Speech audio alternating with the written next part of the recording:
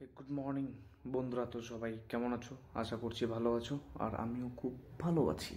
তো ফাইনালি আমি যাচ্ছি আজকে জলপাইগুড়িতে রয়্যাল এনফিল্ড বুক করতে। তো দেখতে থাকো আমার।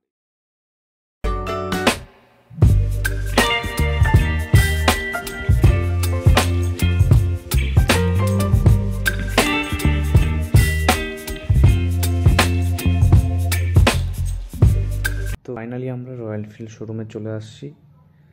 এখন আমরা ভিতরে যাব, গিয়ে দেখব আমাদের কোন গাড়িটা পছন্দ হয়, আর আমরা সেটাই বুক করব।